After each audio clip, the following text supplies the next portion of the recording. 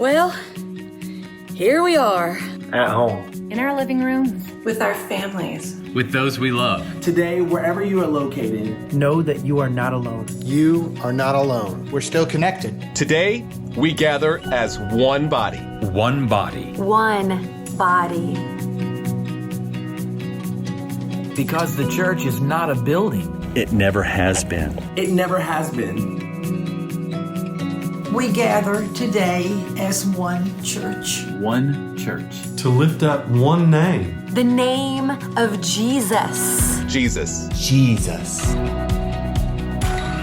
So wherever you are, today is the day the Lord has made. Today is the day to give Him thanks. So let's unite. Let's worship. Let's praise His name.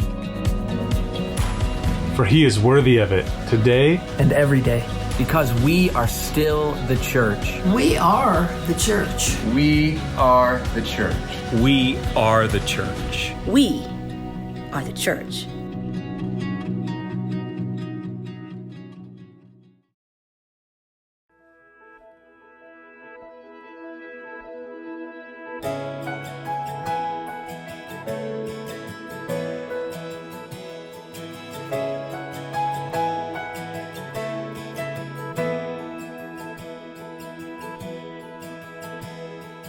Who else commands all the hosts of heaven? And who else could make every king bow down? And who else can whisper and darkness trembles? Only a holy God. What other beauty demands such praises? What other splendor, how shines the sun? What other majesty rules with justice? Only a holy God.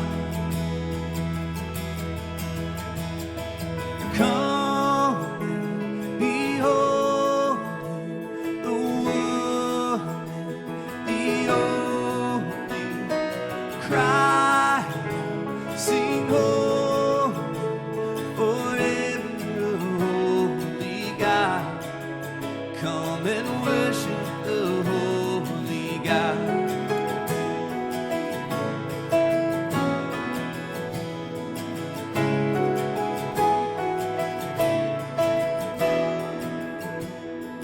What other glory consumes like fire?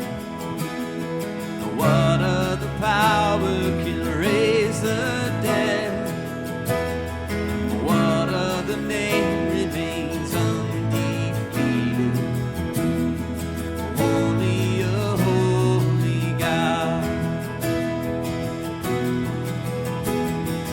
Come and behold the world, the only cry out, sing holy, forever a holy God.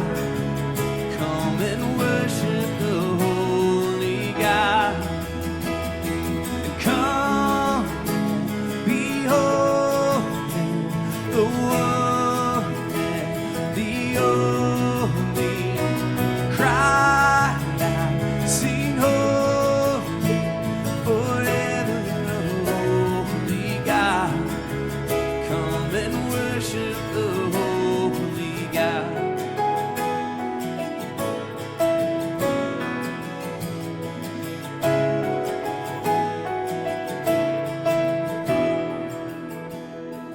Who else can rescue me from my failing? And who else would offer his only son? And who else invites me to call him Father?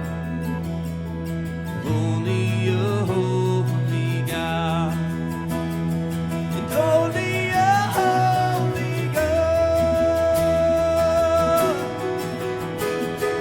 Come and behold the world, the only cry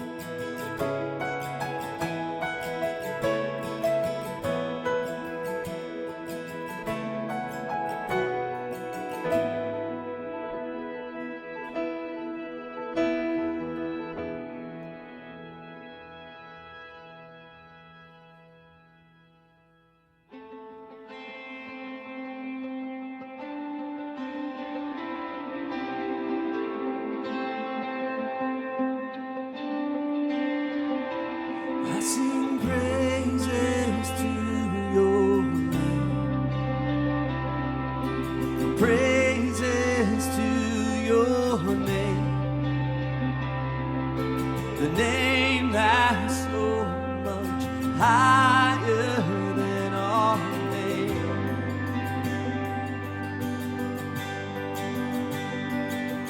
All honor to your name, honor to your name.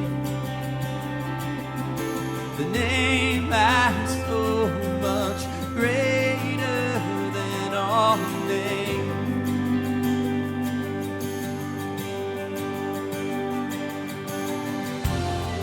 Be lifted up, be lifted higher,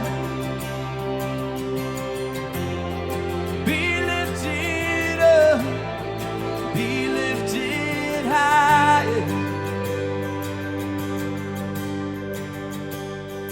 I sing praises to your name, praises to your name,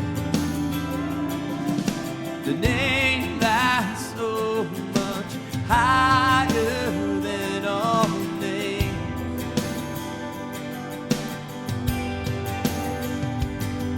All honor to your name, honor to your name, the name that's so much greater than all names.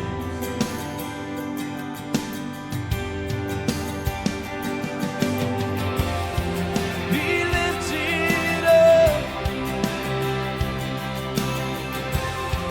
be lifted higher, be lifted up, be lifted higher.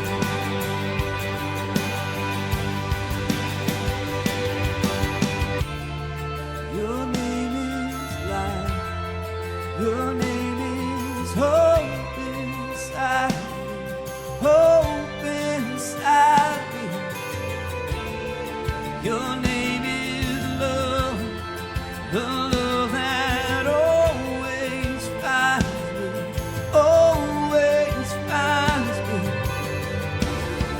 Your name is life, your name is hope inside me, hope inside me. Your name is love, the love that always finds me, always finds me.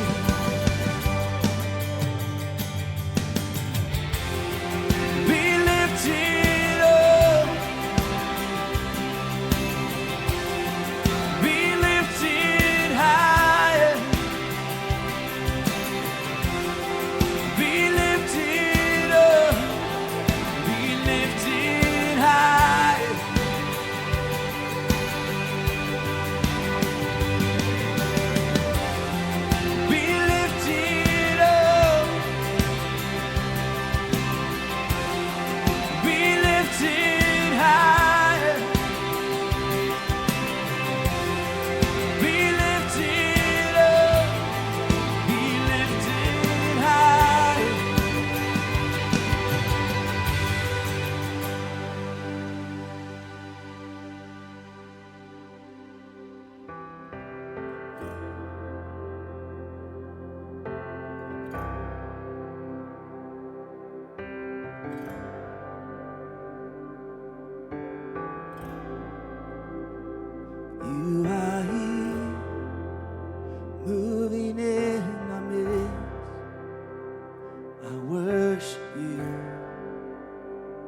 I worship you. You are here, working in this place. I worship you. I worship you. You are here, touching every heart. I worship you. I worship you. You are here, healing every heart. I worship you. I worship you. You are waymaker, miracle worker, promise keeper, light in the darkness. My God, that is who you are. You are waymaker, miracle worker, promise keeper, light in the darkness. My God, that is who you are. You are here, turning lives around. I worship you.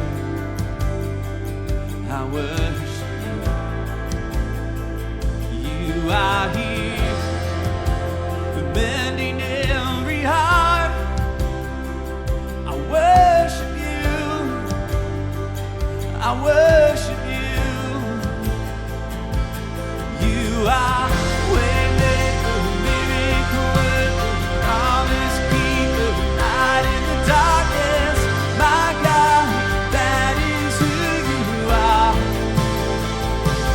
You are waymaker, miracle worker, promise keeper, light in the darkness. My God, that is who you are. That is who you are. That is who you are. That is who you are. That is who you are. That is who you are. That is who you are. That is who you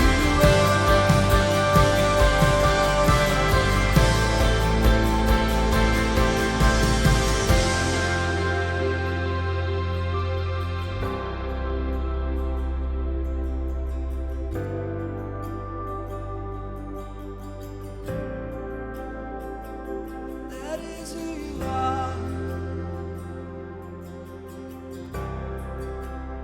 That is who you are.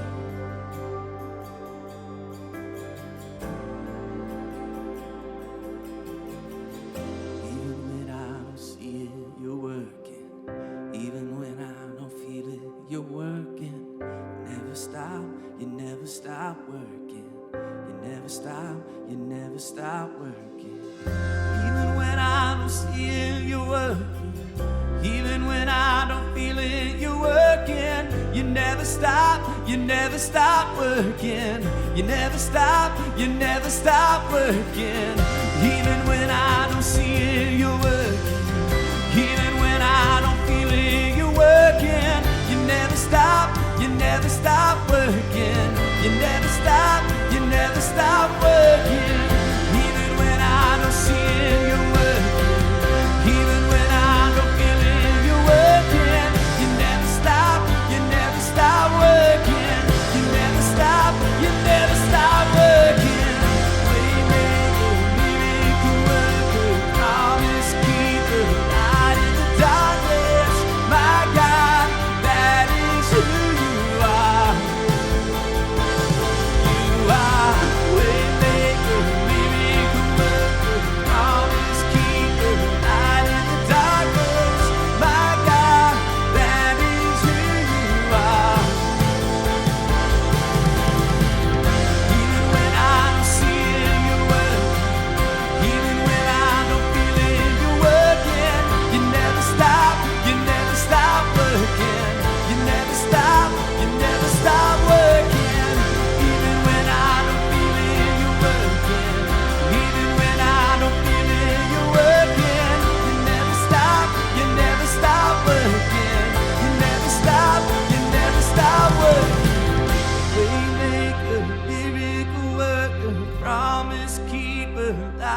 the darkness, my God, that is who you are.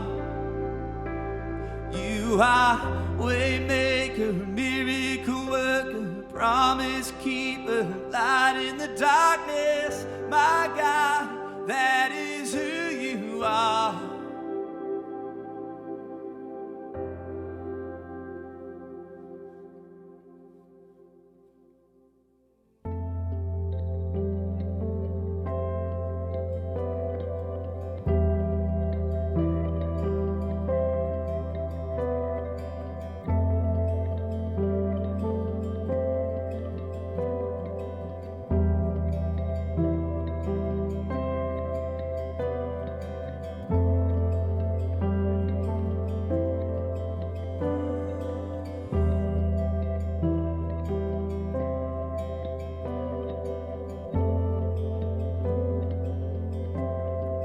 Blessed assurance, Jesus is mine. Oh, what a foretaste of glory divine, heir of salvation, purchase of God, born of His Spirit, washed in His blood.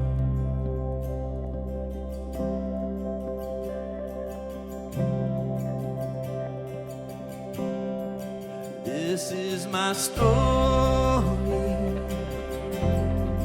this is my song,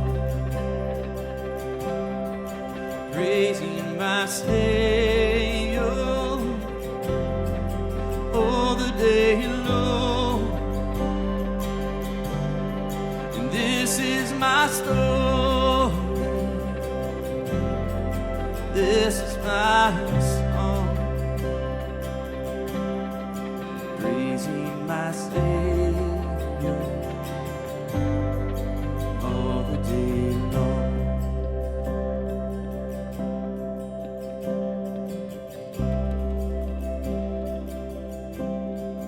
Perfect submission, all is at rest. I in my Savior am happy and blessed,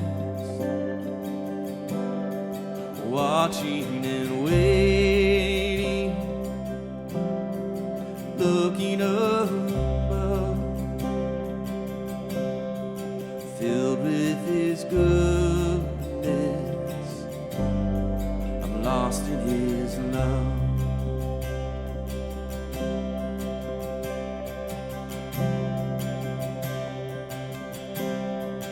This is my story, this is my song, praising my Savior all the day long. This is my story, this is my song, praising my Savior all the day long.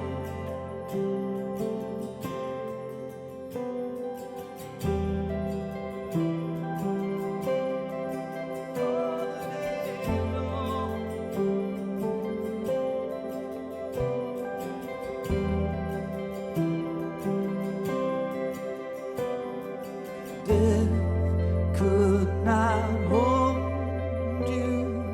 You are victorious. Death could not hold you. You are victorious. Death could not hold you. You are victorious. Death could not hold you. You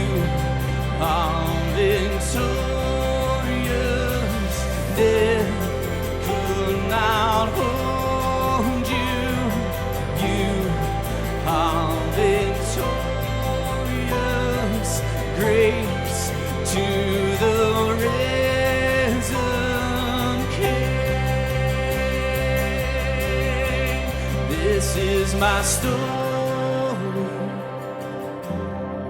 This is my song, praising my Savior all the day long. This is my story. This is my song, praising my Savior all the day long. All the day long.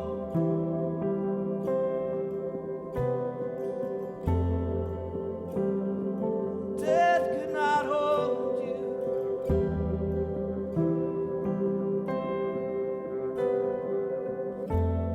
God, I just thank you so much for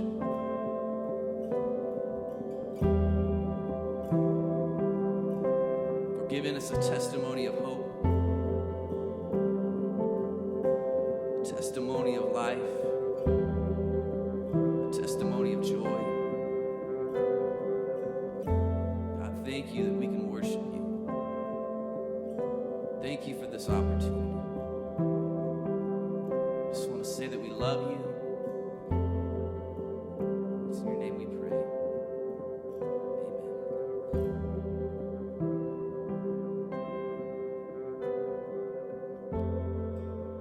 Well, good morning and welcome to Virtual Church here at Orchards Community. We are so glad that you are going to be able to engage with us today. And if you have your Bible, I want you to grab it and join me. They're in the Gospel of Luke.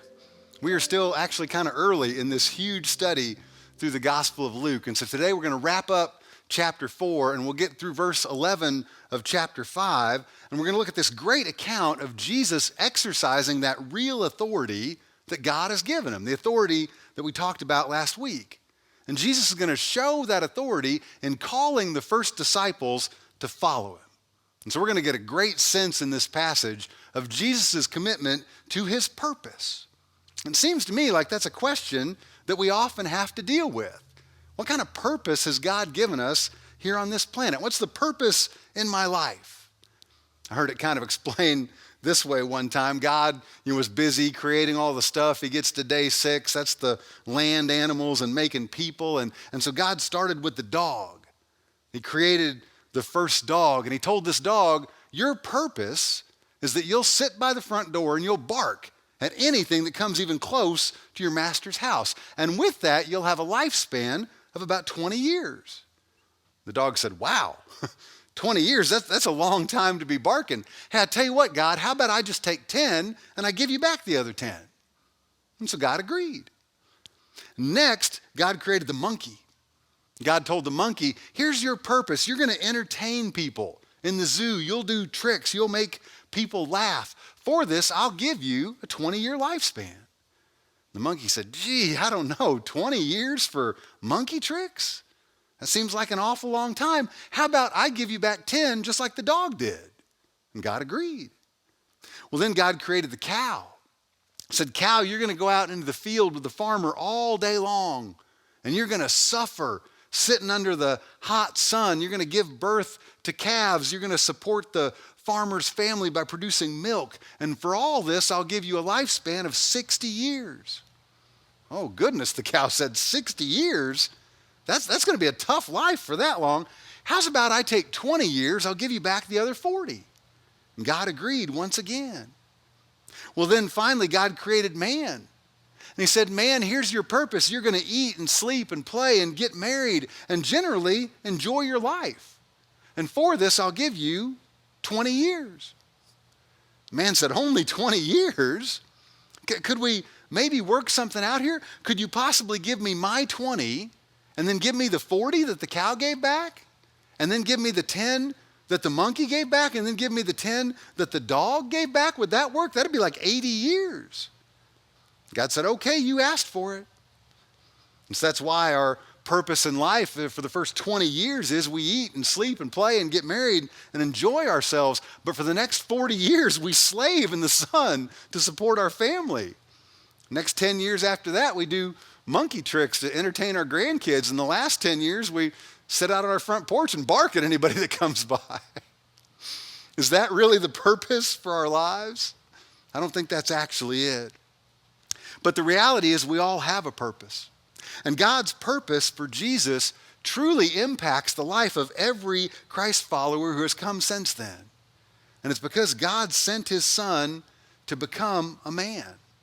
He sent him to be God with us so that Jesus could make the way to reconcile sinful, fallen people back to the God who created them. And so we see Jesus come into earth and living this perfect, sinless life as an example for us. And then he voluntarily chose to go to the cross and pay the penalty for my sin, for your sin, for all of our sins, past, present, and future. And he's supposed to conquer that sin and defeat death and rise and ascend into heaven and establish this eternal kingdom which you and I can be part of. We are actually guaranteed to be part of the moment we accept God's grace and profess faith in Jesus. So Jesus has this clear purpose, and church, he was sold out to it.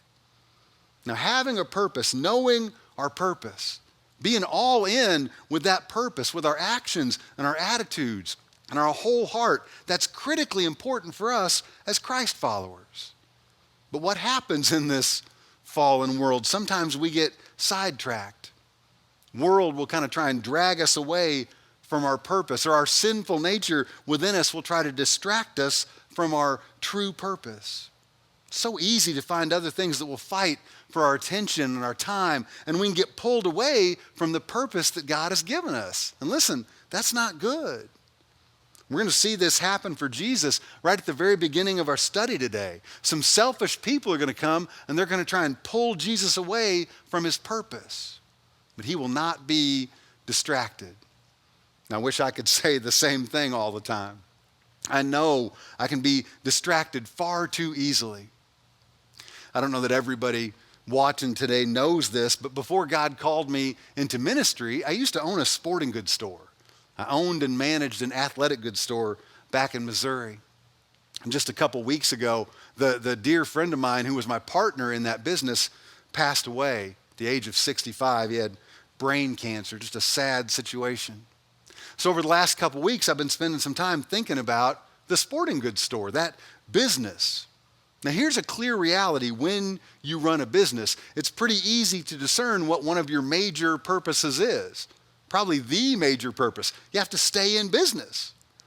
I know we understand how important that is right now as we're dealing with the fallout from this COVID-19 pandemic. I hope you're praying for businesses and business owners. There's lots of other lofty goals in business for sure. You want to provide great service, want to help in the community where you can, you want to create good, safe working conditions. All those things play in, but if you can't keep the doors open, none of those things are going to happen.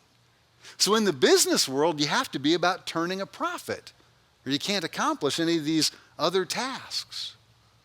I'm thinking a lot about the sporting goods store this week as I was praying about this sermon, and one particular memory kept coming to mind, and it's probably because I'm missing baseball so much right now.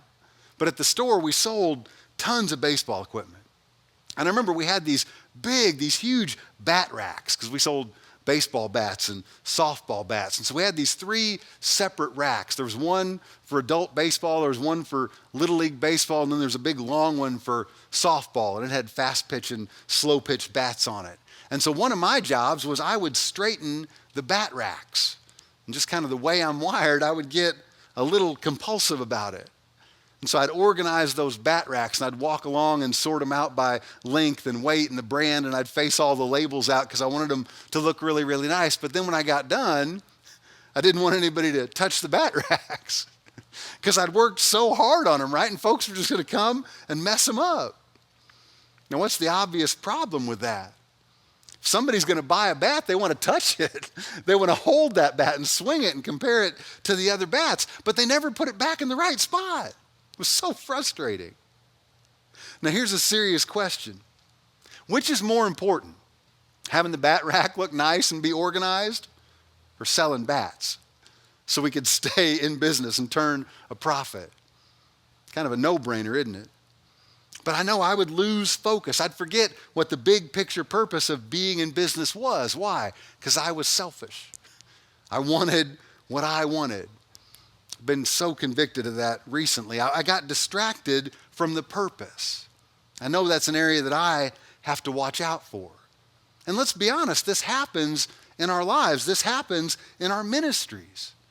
And if you're sitting here thinking you don't have a ministry, let me just ask you, are you a Christ follower? Because if you are, then you are a minister. It's what the Bible tells us. The Bible calls us saints, ambassadors. We're a royal priesthood. So please don't think it's only people who get paid for ministry who have a ministry, because that's not accurate. In our lives as Christ followers, we need to evaluate the gifts that God has given us through His Holy Spirit, and we need to go out and use those gifts so we can join God in accomplishing the purpose He has for our lives. And so today in this passage in Luke, we're going to see there's a whole bunch of opportunities to do good things. But Jesus is going to show us, and He's going to show these crowds that follow Him, and He's going to show the first disciples that there are things that have to take priority. And so Jesus is going to stay on task. He's going to accomplish His purpose. And to do that, He's going to have to forego some good things in order to accomplish the very, very best thing, in order to accomplish His purpose for coming to this earth, which is to reconcile people back to His Father so that people won't be separated from God for eternity. And the two big things that we see Jesus being sold out to here in this passage, and this is over and over in Scripture, are teaching and evangelism. Those are Jesus' two big things, preaching and fishing for people. That's why He came to this earth. Now, we know He did other things, right? We saw in the passage last week, He healed the sick. He was casting out demons. So Jesus is able to multitask. But the question for us is, are those things a priority? Do those things need to be elevated over teaching and fishing for people? The answer is no. And so as Christ followers, if we want to orient our lives in a way where God gets the most glory, stands to reason that we should align with these two big purposes that Jesus emphasizes.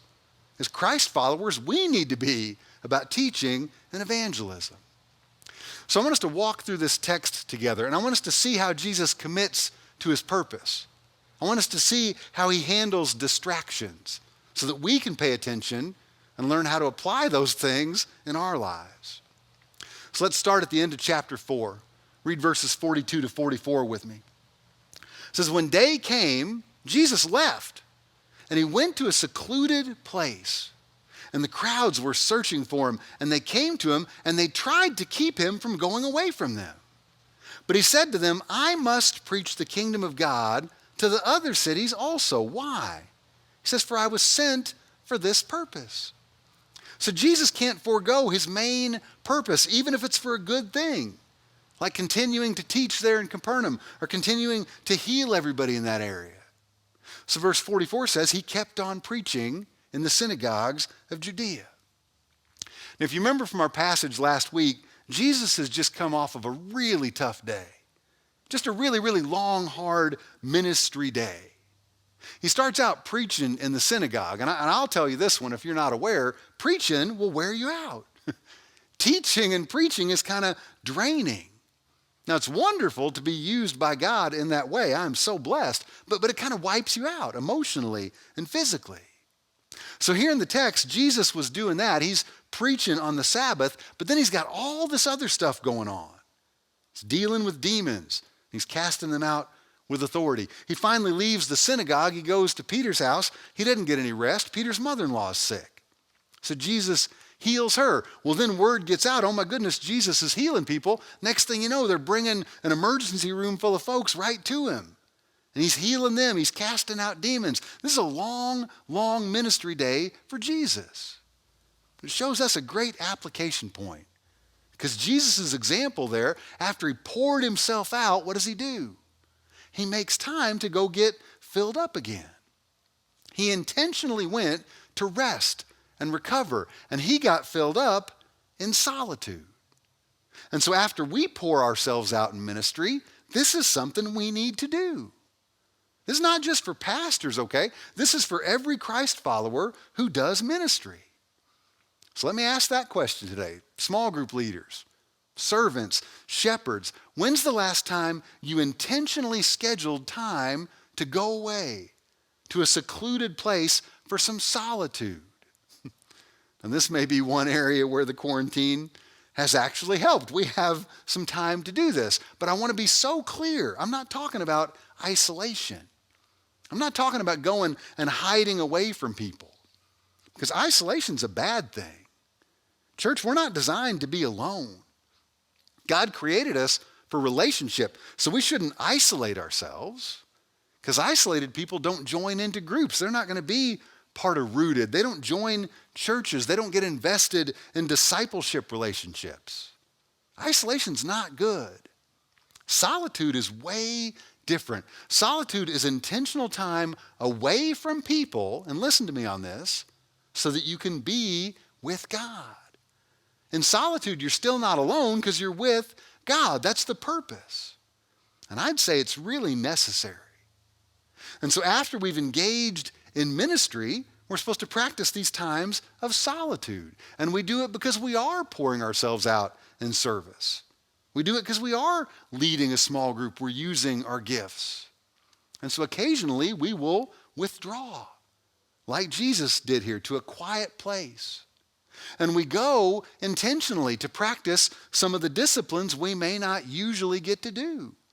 Disciplines that draw us closer to God. Like the very, very tough one of being still. The discipline of listening, the discipline of resting, trying to hear from God while he's speaking in his still small voice. The discipline of prayer. Engaging in these times of solitude, it's so refreshing. It's literally like an oasis in the desert of life. And so people, if we're pouring ourselves out in ministry, we should be engaging in this discipline. And our example here is Jesus. That's what he was doing, right? He was pouring himself out in ministry. And so he goes to seek solitude.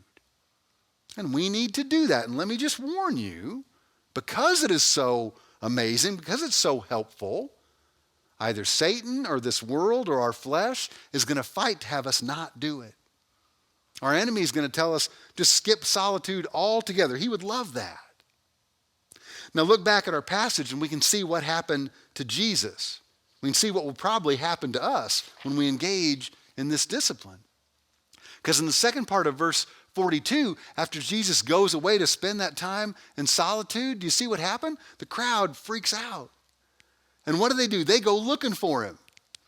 And they want to selfishly get him to abandon his purpose. They find him and they say, "Oh, Jesus, we need you to stay with us. Oh, Jesus, we love how you teach. There's so many more folks who need to be healed. Oh, Jesus, what if those demons come back? I know, Jesus, why don't you start a church right here? Jesus, why don't you start a hospital right here? I know what we'll do. We'll buy an old stadium and we'll get some cool smoke machines and a spinning globe and you can stay here and preach to tens of thousands of people." And Jesus says, "Thanks, but no thanks." Now let's be honest, are those bad things? Would starting a church there in Capernaum be bad? Would healing people, would driving out demons there be a bad thing? No. But was that Jesus' primary purpose? No. So these folks, in their zealousness, in their selfishness, they're actually trying to hinder Jesus from accomplishing his purpose. And what does he say? "Nope, sorry, can't help you. I got to go preach the kingdom of God to these other cities as well." Why? Because I was sent for that purpose. Man, there's some great application in this for us as well. We need to follow Jesus' call on our lives.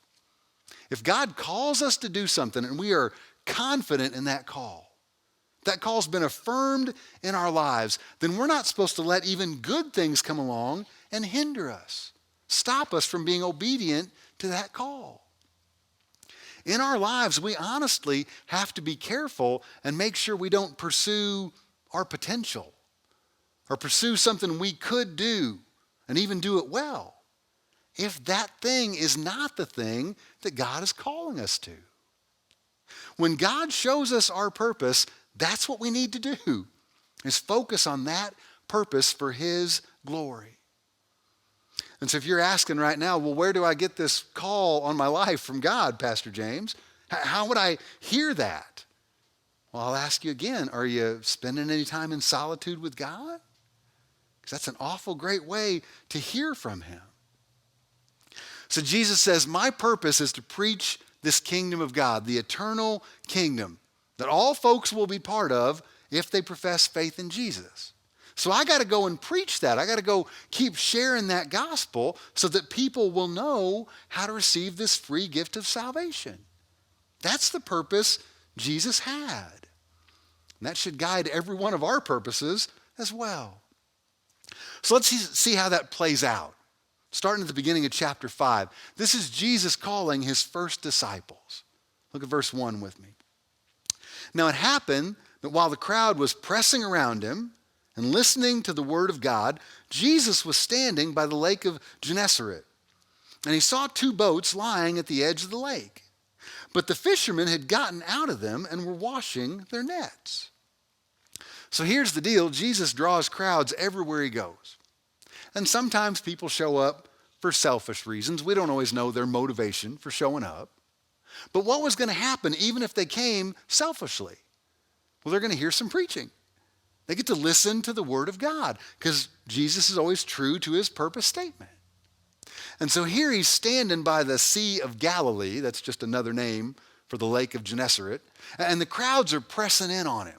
Man, they're really surrounding Him. And so He sees His buddy Peter, and Peter is closing up the shop for the night. Because Peter was a fisherman by trade. That's what he did. And we know from the context of this passage, Peter's been out fishing all night.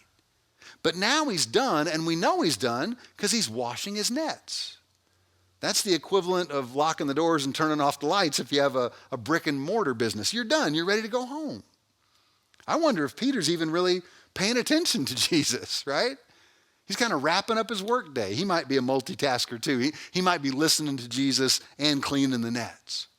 But Jesus sees Peter there in the boat, and He says, what a great opportunity. So look what He does in verse 3.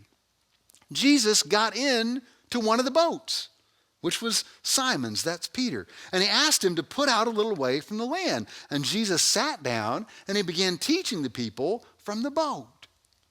Now, Jesus accomplishes some really helpful things here. The first is He gets the crowd to stop pressing in on Him, right? He gets out in the boat. But He's also taken advantage of what is a natural acoustic effect that water has. So now He can preach His message and everybody will be able to hear it.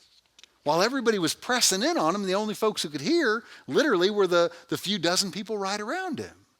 But now He's out on the water. It's like He's hooked up to a microphone, right? It's a natural amplifier. Jesus knows this. He created everything. So He plugs into that sound system on the Sea of Galilee. And He creates a little personal space. And now He resumes His teaching. Because now everybody can hear. Look what happens next, starting in verse 4. Well, when He'd finished speaking, He wraps up His sermon. He said to Simon, put out into the deep water and let down your nets for a catch. Verse 5, Simon answered Him and said, Master, we worked hard all night and caught nothing. But I will do as you say, and I'll let down the nets. Now we got to remember at this point in time, Jesus and Peter know each other, okay? This call for Peter and for the others to follow Jesus that we're going to see here in a minute, it's not like Jesus walked up to some strangers and said, hey, follow me. Peter knows Him. He's been hearing Jesus teach. He's seen Him do miracles. Jesus is staying at Peter's house. Peter actually calls Jesus master in this passage. That's the Greek word epistates, and it indicates that Peter recognizes Jesus' authority. Peter knows Jesus, and this is one of the reasons I love Peter so much. He's such a great example because he messes up all the time. And this one's almost easy to see. I can understand why Peter would question Jesus in this scenario. Because the instruction Jesus gives Peter doesn't make any sense at all. So he grumbles just a little bit. But ultimately, Jesus is the epistates, he's the authority, so Peter obeys. Now, do we understand why Peter grumbled? Well, we just saw Peter by trade is a commercial fisherman. Now, a guy like Peter, and really this is all the boys in the Jewish tradition, they got separated out at kind of a young age. All the boys started out studying the Torah, and then they worked through these stages of rabbinical school. They kind of went through their education the same way we do, where kids are in elementary school and then junior high and then high school and then they go to college. But in this rabbinical method, it was only the students who showed promise who got to keep going to school. So these young Jewish boys, if they didn't show any educational promise, they became rabbi school dropouts. They got kind of kicked out of school and they were encouraged to enter the family business. And that's what happened to Peter. He was a fisherman because he came from a family of fishermen. But we also know, because he's now fishing, he flunked out of rabbi school. But fishing, that's his thing. He knows fishing. That's his area of expertise.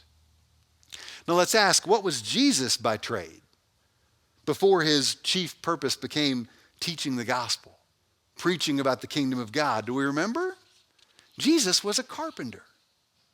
So here on the boat, Peter's really saying, are you sure, Jesus? We're fishermen. We just fished all night. That's the best time to catch fish here in the Sea of Galilee. And what we caught was a boat full of jack squat. We got nothing. And we fished all night, right? We're tired. And we just closed up shop. We just washed the nets. I tell you what, Jesus, if this was a question about woodworking, I would totally defer to you. But this is fishing. I know fishing. If I was building a fishing boat, sure, you're my guy. I'd ask for help. But I know how to fish. It's kind of what's going through Peter's mind. But he goes, okay, since you're the authority, I'll only grumble a little bit, and then I'll obey. I'll put out and I'll cast the nets. Now, have we ever done something like this? God has gifted us with a natural talent or an ability, and we're just confident we know the best way to use it.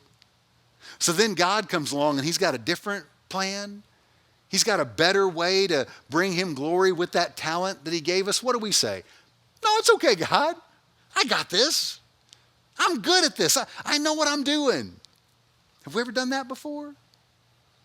I believe that's what Peter is thinking here. And so that leads him to push back against Jesus just a little bit, but ultimately, he obeys. And look what happens next, starting in verse 6. When they had done this, when they put out and they cast the nets, they enclosed a great quantity of fish. How many? So many their nets began to break. So they signaled to their partners in the other boat for them to come and help them. And their partners came out and they filled both the boats.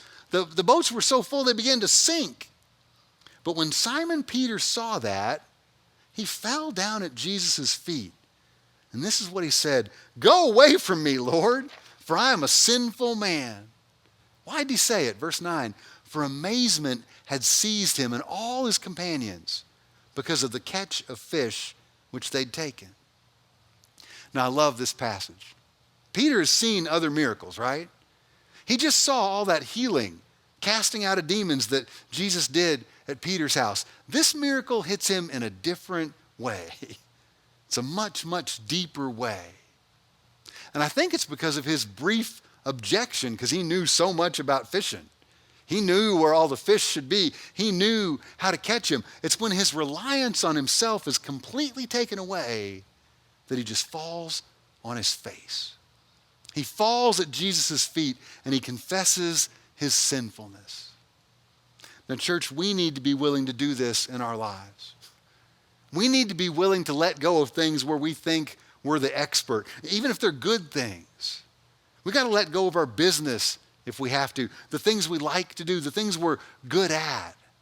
Would we be willing to let those things go in order to obey Jesus? Would we let him go in order to join him in ministry, to be aligned with his purpose for coming to this earth. Peter, the fisherman, just got schooled, right?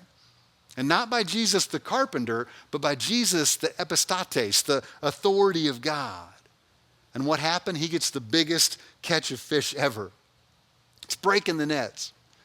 Peter has to call out to his business partners, James and John. There's another couple rabbi school dropouts. And they bring the other boat out, and they're pulling in this huge haul, and they're absolutely amazed. Peter's literally floored by Jesus. Look at verse 10. So also were James and John, the sons of Zebedee, who were partners with Simon. They were amazed, just like Peter was. And Jesus said to Simon, "Do not fear. From now on, you'll be catching men." Now, don't miss this, okay? This is a significant change in Peter's life.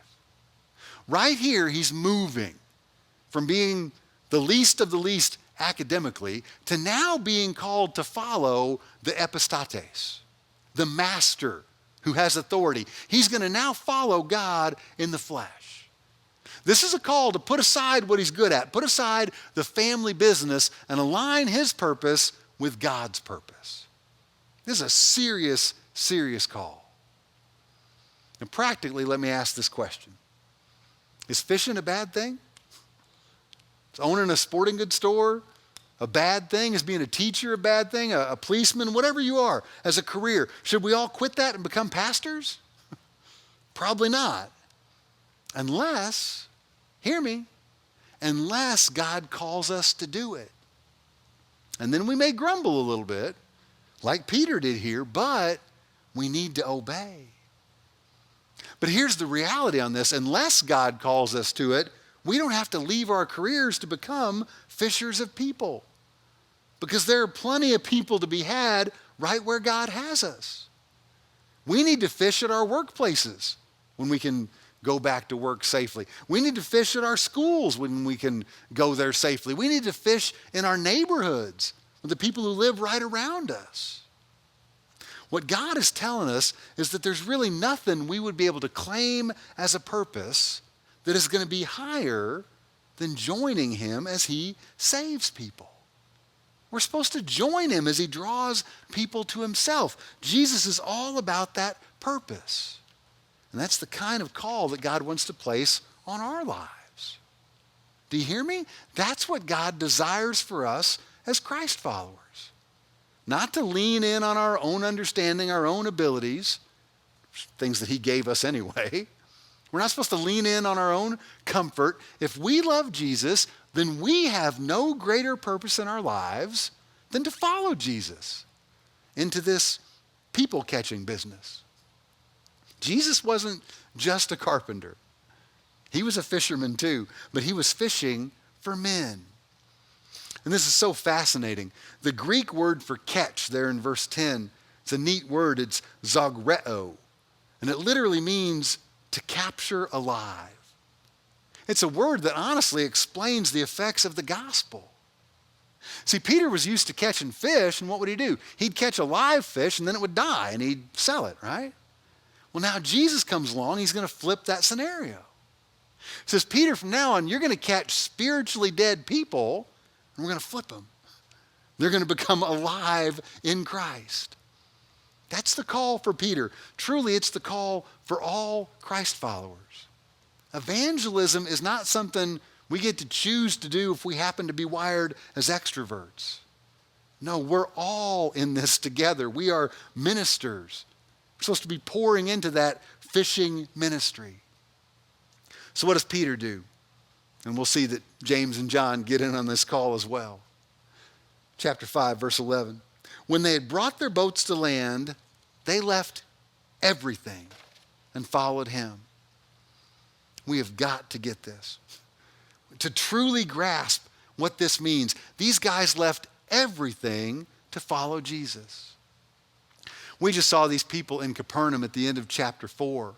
And what did they do? They wanted to hinder Jesus from being about his purpose. Oh no, Jesus, don't go. Stay with us. Stay here, preach to us, heal us. You don't have to leave.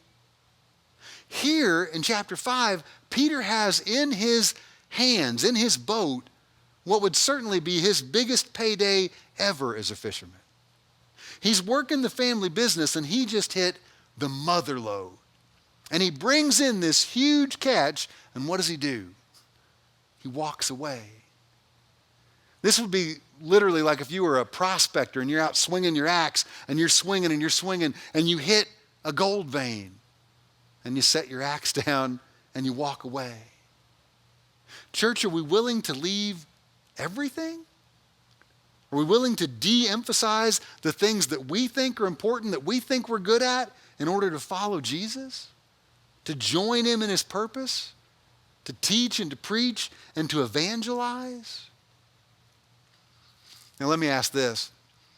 Have you ever listened to a high pressure sales pitch? Somebody trying to sell you a timeshare or something like that? Or if you haven't done that, have you ever bought a big ticket item? A house or a car? There's always a question kind of rolling through your mind as you're going through that process. You're sitting there trying to digest all the information and you're like, yeah, that sounds wonderful. I'd love to have a timeshare in Florida or whatever. Oh gosh, that sounds great. I'm sure that car is really fast. Oh, it's lovely, the view from that deck and that home. That's going to be great. But there's always a question gnawing at us, right? It's in the back of our mind. And you know what the question is. What's this going to cost?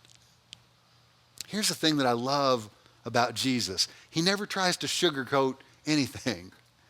He doesn't try to spin the message whatsoever. He says, to join me, to align with my purpose, if you're going to be about teaching and preaching and evangelism, it's going to cost you everything. Because we'll have to take anything that we have made a priority and now place that under the authority of Jesus Christ. We're going to allow him now to order our priorities. So we're going to have to shift our focus from success in whatever thing we're pursuing. And for Peter, James, and John, it was clearly success in the fishing business. We need to instead pursue success in the catching spiritually dead people, in our gospel net, so they can become alive in Christ business. We got to change. And we can see from this passage in Luke that Jesus was clear about his purpose. He's going to preach and teach about the gospel. He's going to preach about the good news that's the way for sinful, fallen people to be reconciled back with the God who created him. And he's going to go out and he's going to cast that wide gospel net in order to catch spiritually dead people and bring them alive in Christ. So as we close, I want to ask if we'll ponder that question today. Are we aligned with Christ's purpose for our lives? For each and every one of us, do we understand that our life is not our own? Our lives are a gift from God. And so we need to die to our selfish purposes. We need to die to even good things, noble sounding things, so that we can seek God's very, very best for us.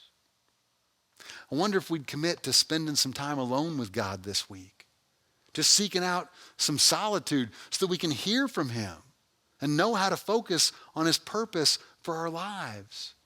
So we can go out and bring God the glory that he deserves by spreading that gospel message, by casting that net and becoming fishers of people. Because at the end of our finite lives here on earth, we are not going to be measured by any amount of success we've achieved. We won't be measured by dollars in our bank account. We won't be measured by degrees we've earned or how high we've climbed any corporate ladder, not any external thing. We're going to be measured by whether we have faithfully used whatever things God has entrusted us with to further his kingdom. That's the bottom line. So church, can we go fishing together for God's glory? Can we be used by God to cast that gospel net over our friends, our family, our neighbors who are spiritually dead? Because we know Jesus can make them alive. He can usher in that kingdom of God for all eternity. Can we do that? If we'll obey God, we can. God bless you guys. I love you. I miss you so much. Please know we are working hard. with the guidelines we have to try and figure out what our next steps are so that we can safely come together and meet as a big church family. We're continuing to work on that because we want to pursue God's purpose for his local church here at Orchards. I hope if you have some time, you'll join us in the after party afterward. After I pray, there'll be instructions up on the screen for how you can join in that, and we can spend a little time virtually together. God bless you guys. Let's pray. Daddy, thanks so much for the opportunity to walk through this passage about your purpose for your son and his purpose for us as Christ followers. And we see that call that Jesus placed on Peter's life, on James and John's life here in this passage. And those guys were willing to leave everything and follow you. God, what are you asking us to set aside? What are you asking us to order correctly in our priorities so we can make your priorities the very, very utmost thing in our lives? God, do we need to spend some time in solitude with you this week to hear from you so you can clearly tell us how we're supposed to orient our lives around you? God, help us. And help us, God, walk with us as we continue to work through this trial of not being able to be together. But God, help us to still be your church, even when we're not in the building. God, we love you and we praise you. We thank you for this day. We ask all that in Jesus' name. Amen.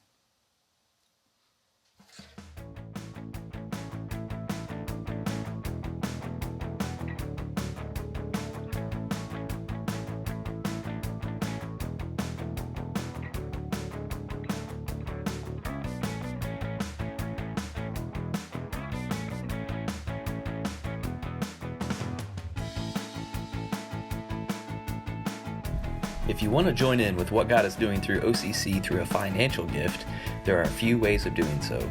Checks can be mailed to the church office at 822 Bryden Avenue, Lewiston, Idaho 83501, or you can give online on our website at lewistonocc.org. Just click on Give near the top of the page, which will take you to a page that shares some thoughts on biblical giving. Then click on Give Here to find a form that allows you to set up a one-time gift or a reoccurring, regularly scheduled gift. You can also give through our mobile app. If you don't have our app, you can initiate the giving process by sending a text to 77977 that says Orchards App, and you will receive a direct link to download our mobile app. If you have any questions, please call the church office and we will be glad to help you through the giving process.